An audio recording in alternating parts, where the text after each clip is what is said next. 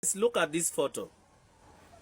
In this photo, you'll see all the leaders of the parties that form the opposition in Uganda in parliament when they went for the reading of their alternative budget framework paper.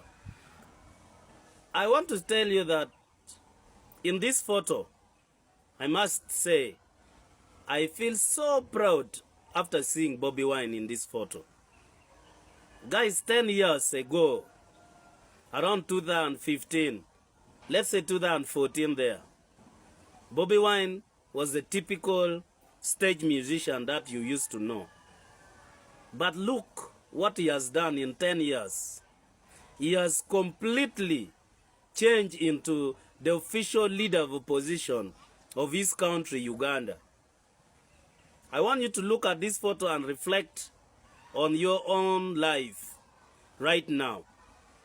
That in 10 years to come, what can you do for your country?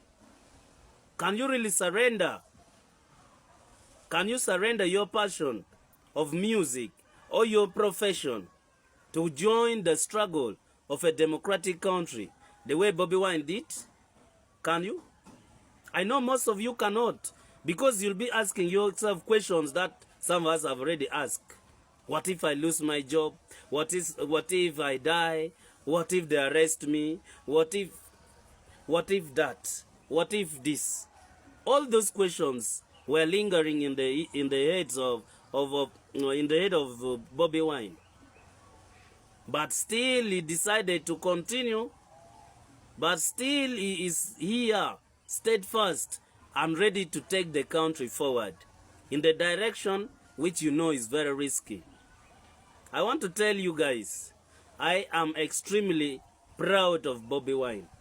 Very proud. Because very few people can take the steps he took. And I want to tell you that he inspires me a lot. Every time you think about improving the welfare of Uganda, in as far as democracy is concerned, you will always risk something. You'll always surrender something.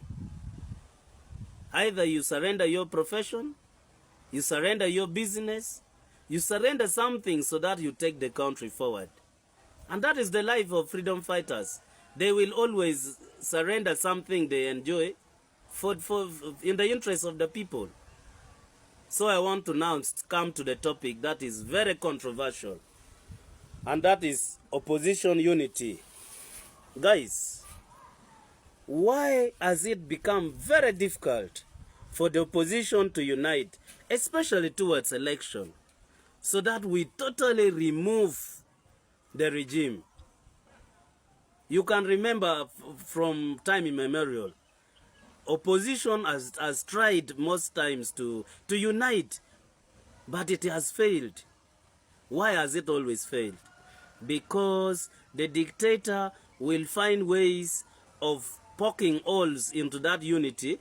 The dictator will find ways of picking one of the people who will be trusted with either power to leak information, not only information, to buy off people who are ready to be compromised, so that the force is rendered useless or powerless. I want to say, guys, those of you who are really thinking about freedom, people who are pro-change, like some of us, you might be in FDC, you might be in UPC, you might be in any opposition party in Uganda.